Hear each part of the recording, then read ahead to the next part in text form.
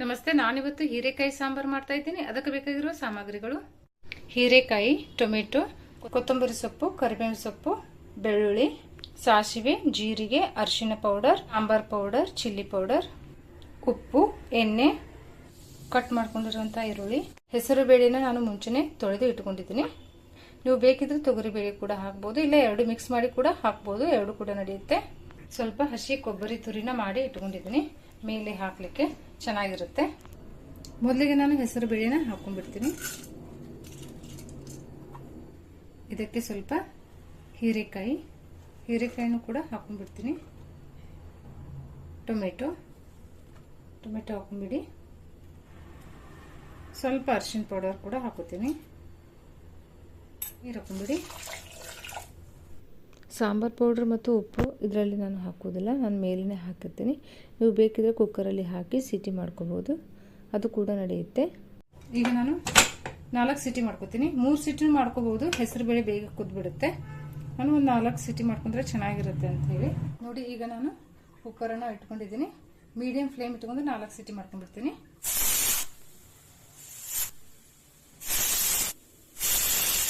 ಈಗ 4 ಸಿಟಿ ಆಗಿದೆ, ಸ್ಟವ್ ಬಂದ್ ಮಾಡ್ಕೊಂಡ್ಬಿಡ್ತೀನಿ. ಈಗ ನಾನು ಎಣ್ಣೆ ಹಾಕೊಂಡ್ಬಿಡ್ತೀನಿ. ಈಗ ಸಾಸಿವೆ, ಜೀರಿಗೆ,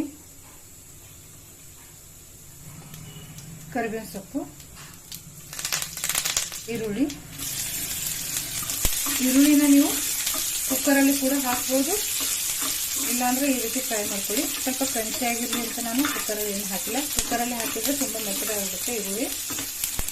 ಬೆಳ್ಳುಳ್ಳಿ ಸ್ವಲ್ಪ ಜಜ್ಜಿ ಹಾಕೊಂಡ್ಬಿಡಿ.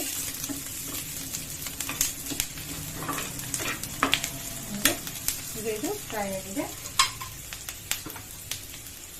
ಈಗ ಇದಕ್ಕೆ ಅರಿಶಿನ ಪೌಡರ್ ಆಲ್ರೆಡಿ ಹಾಕಿದ್ದೀನಿ, ಸ್ವಲ್ಪ ಹಾಕೊಂಡ್ಬಿಡ್ತೀನಿ.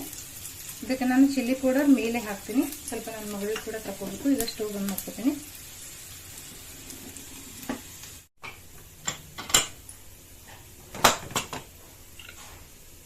ಕುದ್ದಿದೆ.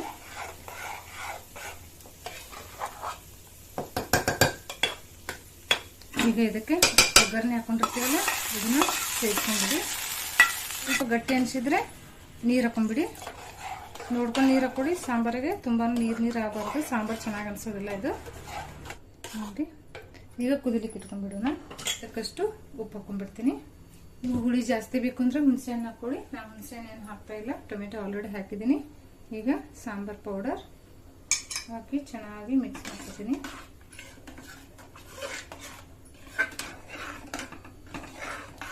ಸಾಂಬಾರ್ ಪೌಡರ್ ಹಾಕಿ ಕೊಬ್ಬರಿ ತುರಿ ಇರುತ್ತಲ್ಲ ಹಾಕೊಂಡ್ಬಿಡಿ, ಚೆನ್ನಾಗಿರುತ್ತೆ. ಸಾಂಬಾರ್ ಪೌಡರ್ ಹಾಕಿದ ತಕ್ಷಣ ಮತ್ತೆ ಗಟ್ಟಿನೇ ಆಗುತ್ತೆ ಇದು ಸಾಂಬಾರು. ಇನ್ನೂ ನಾ ಖಾರ ಹಾಕಿಲ್ಲ. ಸ್ವಲ್ಪ ಕೊತ್ತಂಬರಿ ಸೊಪ್ಪು ಹಾಕೋತೀನಿ. ಸ್ವಲ್ಪ ನನ್ನ ಮಗಳಿಗೂ ಕೂಡ ಖಾರ ಹಾಕದೇ ಇರೋದನ್ನು ತಗೊಂಡ್ಬಿಡ್ತೀನಿ ನಾನು. ಈಗ ಖಾರ ಹಾಕೊಂಡ್ಬಿಡ್ತೀನಿ. ನೋಡಿ, ನೀವು ಖಾರ ಎಷ್ಟು ತಿಂತೀರೋ ಅದನ್ನು ನೋಡ್ಕೊಂಡು ನೀವು ಎಣ್ಣೆಯಲ್ಲಿ ಕೂಡ ಹಾಕೋಬಹುದು, ಇಲ್ಲ ಈ ರೀತಿ ಮೇಲೆ ಕೂಡ ಹಾಕೊಂಡ್ರು ನಡೆಯುತ್ತೆ.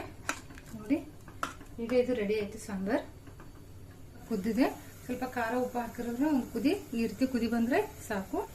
ನೋಡಿ, ಕುದಿ ಬರ್ತಾ ಇದೆ. ಈಗ ಸ್ಟವ್ ಬಂದ್ ಮಾಡ್ಕೊಂಡ್ಬಿಡ್ತೀನಿ. ತುಂಬಾನೇ ಚೆನ್ನಾಗಿ ಬಂದಿದೆ ನೋಡಿ, ಕಲರ್ ಕೂಡ ರೆಡಿ ಆಗಿದೆ ನೋಡಿ. ಈಗ ಹೀರೆಕಾಯಿ ಸಾಂಬಾರ್ ರೆಡಿ ಆಗಿದೆ. ತುಂಬಾನೇ ಚೆನ್ನಾಗಿರುತ್ತೆ, ಟ್ರೈ ಮಾಡಿ ನೋಡಿ. ಬಿಸಿ ಅನ್ನ ತುಪ್ಪ ಜೊತೆ ತಿನ್ನಿ, ಚಪಾತಿ ಜೊತೆ ಅಂತೂ ತುಂಬಾನೇ ಚೆನ್ನಾಗಿರುತ್ತೆ. ಅದನ್ನು ಕೂಡ ನೀವು ಟ್ರೈ ಮಾಡಬಹುದು.